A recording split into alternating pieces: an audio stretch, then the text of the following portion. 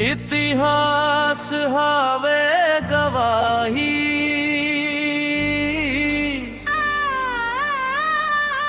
सम्मान बर लड़े लड़ाई।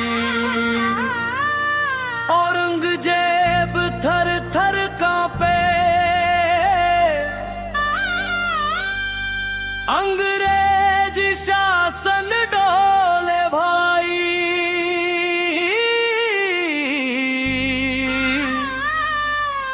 तू हर काव खाद है,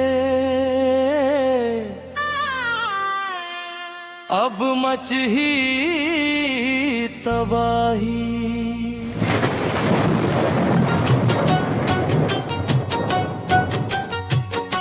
माटी ले उठ के जन्म लिए ना, मेहनत ला पूजा माने। भूख गरीबी संग लड़त लड़त, सत्य के दिया बारे। ऊंच नीच के जहर पिलाई, गांव गांव अपमान कराए। फिर झुके नहीं सतनामी मन, अन्याय संग हुंकार भराए। इतिहास हावे गवाही, सम्मान भर लड़े लड़ाई। इतिहास हावे गवाही, सम्मान भर लड़े लड़ाई।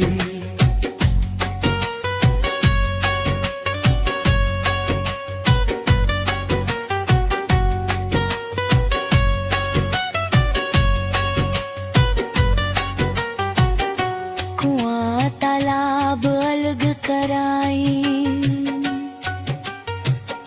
मंदिर द्वार बंद करवाई। छूले वता पाप कहे के,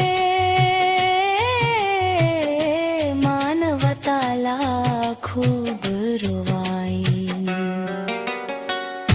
मैया बहिनी आंसू पी के, चुपचाप पीरा सहत रही।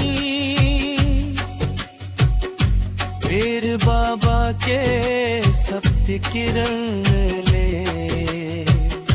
अंधियारी राती ढलत रही। औरंगजेब थर थर कांपे, अंग्रेजी शासन डोले भाई। औरंगजेब थर थर कांपे, अंग्रेजी शासन डोले भाई।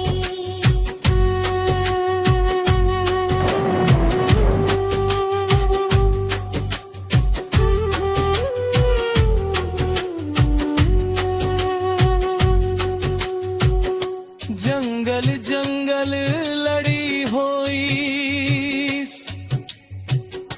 खून पसीना ले धरती रोई।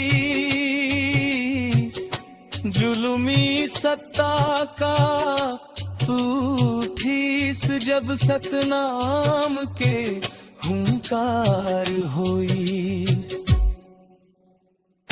ना तलवार ले डर पाई, ना कोड़ों के मार ले हार माने। सत्य अहिंसा के रद्दा धर के, अपन अधिकार ला जाने। तू हर काके अब खाद है, अब मच ही तबाही। तू हर काके अब खाद है, अब मच ही तबाही। बाबा के अमर सीख हवे, सत्य मानवता के रेख हवे। जात पात के दीवार गिरा के, सबो झन एक समान हवे। नहीं सही वो अपमाना, अब नहीं झुक ही सतनामी, सत्य ध्वजा लहराई है, अब लिखवो नवा कहानी। इतिहास हावे गवाही, सम्मान बढ़ लड़े लड़ाई, इतिहास हावे गवाही, सम्मान बढ़ लड़े लड़ाई। जय सतनाम के गूंजे बोली, अब जागे सतनामी भाई।